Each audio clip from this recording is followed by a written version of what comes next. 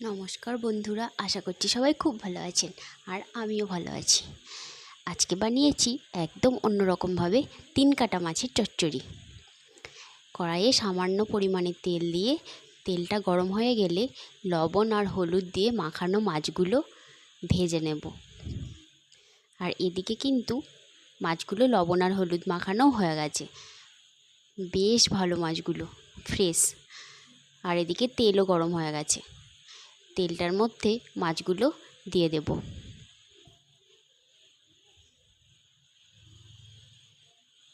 মাছগুলো অল্প অল্প করে এইভাবে লাল লাল করে ভেজে তুলে নেব। সব মাছগুলো ভেজে তুলে নেওয়া হয়ে গেছে। কড়াইয়ের মধ্যে দিয়ে দেব কালো জিরে, কাঁচা লঙ্কা আর একটা শুকনো লঙ্কা। ফোড়নটা একটু ভাজা হয়ে গেলে ওর মধ্যে দিয়ে দেব বড় সাইজের 2টো পেঁয়াজ কুচি। পেঁয়াজটা একটু নাড়াচাড়া করে নেব। এরপর দিয়ে দেব আলু আর পেঁয়াজ লবণ হলুদ দিয়ে ভালোভাবে ভেজে নিয়েছি। এরপর ওর মধ্যে দিয়ে দেব রাঁধুনি, গোটা জিরে, সামান্য পরিমাণে কাঁচা লঙ্কা বাটা। এরপর মশলাটা দিয়ে ভালো মতো কষিয়ে নেব।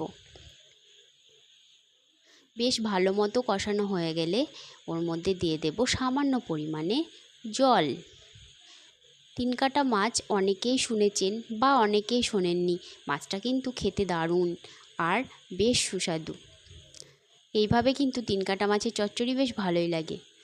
আর গরম গরম ভাতের সাথে পাতলা ডাল আর এইভাবে চচ্চড়ি, জাস্ট অসাধারণ কম্বিনেশন। এদিকে জলটা অনেকটাই শুকিয়ে গেছিলো, দিয়ে দিলাম মাছগুলো। ভেজে রাখা মাছগুলো দেওয়ার পর আরও কিছু সময় রান্না করে নেব। এদিকে হয়ে গেছে ঝরঝরে 3 কাটা মাছের চচ্চড়ি। রেসিপিটা ভালো লাগলে অবশ্যই একটা লাইক, শেয়ার আর কমেন্ট করতে ভুলবেন না। আর কে কে খেয়েছেন এই 3 কাটা মাছের চচ্চড়ি অবশ্যই কমেন্ট করে জানাবেন। রেডি হয়ে গেছে আমার 3 কাটা মাছের আলু পেঁয়াজ দিয়ে চচ্চড়ি। খেতে কিন্তু অসাধারণ, গরম গরম ভাতের সাথে জাস্ট জমে যাবে।